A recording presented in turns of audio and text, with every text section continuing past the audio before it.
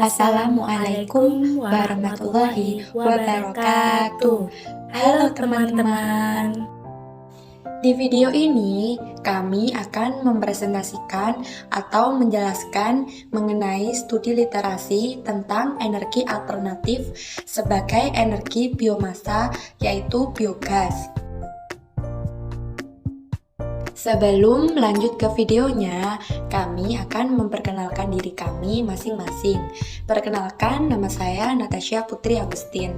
Saya Hoswatun Hasanah, kami dari kelas 10-6 SMA Negeri 1 Dringu.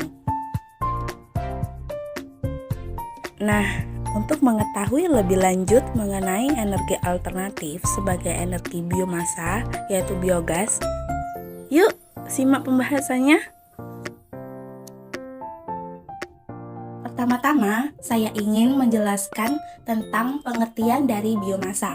Biomasa itu sendiri memiliki berbagai macam pengertian loh. Yang pertama, menurut m.mediaindonesia.com, biomasa merujuk pada organisme makhluk hidup yang hidup atau baru mati dan bisa dijadikan sebagai bahan bakar atau bahan industri. Yang kedua, menurut kompas.com, biomasa adalah sumber energi terbarukan yang berasal dari organisme yang ada di bumi. Tumbuhan, hewan, bahkan manusia bisa menjadi sumber energi biomasa.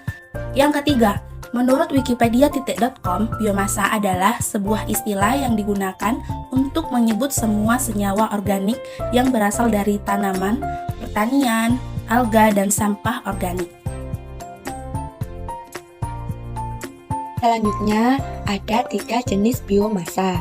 Yang pertama, biogas. Biogas merupakan biomasa berupa gas metana.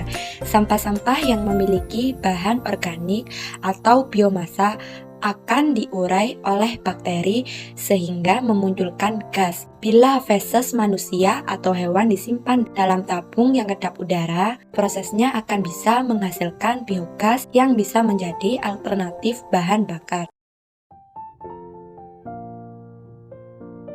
Kedua, biodiesel. Biodiesel adalah bahan bakar yang sifatnya mirip dengan minyak diesel atau solar yang berasal dari bahan-bahan hayati seperti lemak hewani dan nabati. Di Indonesia sendiri, biodiesel cukup sering digunakan sebagai sumber energi bahan bakar. Salah satu yang banyak digunakan biasanya terbuat dari minyak sawit.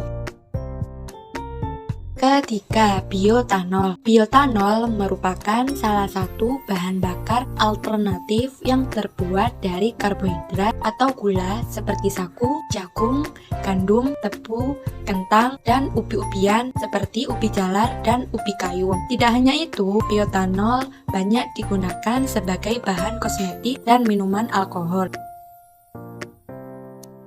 Ada juga manfaat dari biomasa. Yang pertama, sumber tenaga bahan bakar. Yang kedua, mengurangi pencemaran lingkungan karena bahannya ramah lingkungan. Ketiga, menghemat pemakaian bahan bakar fosil. Yang keempat, mencegah perubahan iklim. Dan yang kelima, meminimalisasi polusi udara.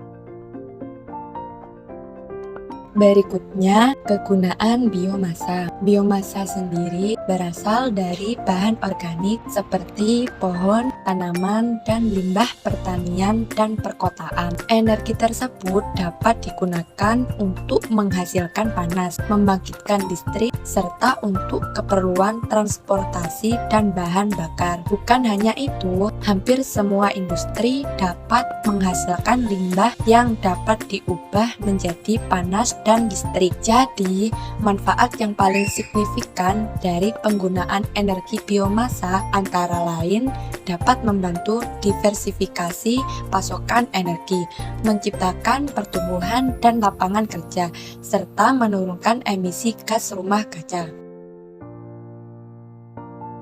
Yang terakhir, yaitu tata cara membuat biogas dari kotoran ternak. Langkah yang pertama, yaitu 1. Mencampur kotoran sapi dengan air sampai terbentuk lumpur dengan perbandingan 1:1 pada bak penampung sementara. Yang kedua, mengalirkan lumpur ke dalam digester melalui lubang pemasukan. Pada pengisian pertama, keran gas yang ada di atas digester dibuka agar pemasukan lebih mudah. dan udara yang ada di dalam digester terdesak keluar. Pada pengisian pertama ini dibutuhkan lumpur kotoran sapi dalam jumlah yang banyak sampai digester penuh. Yang ketiga, melakukan penambahan starter sebanyak 1 liter dan isi rumen segar dari rumah potong hewan sebanyak 5 karung untuk kapasitas digester 3,5 sampai 5,0 m².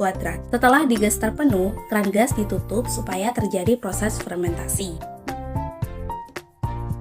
Langkah yang keempat yaitu membuang gas yang pertama dihasilkan pada hari ke-1 sampai hari ke-8 karena yang terbentuk adalah gas CO2. Sedangkan pada hari ke-10 sampai hari ke-14 baru terbentuk gas metan atau CH4 dan CO2 mulai menurun. Pada komposisi CH4 54% dan CO2 27%, maka biogas akan menyala. Yang kelima, pada hari ke-14 gas yang terbentuk dapat digunakan untuk menyalakan api pada kompor gas atau kebutuhan lainnya. Mulai hari ke-14 ini, kita sudah bisa menghasilkan energi biogas yang selalu terbarukan. Berikut ini contoh hasil pembuatan biogas dari kotoran ternak. Terima kasih sudah menonton. Sekian dari kami, kurang lebihnya mohon maaf. Wassalamualaikum warahmatullahi wabarakatuh.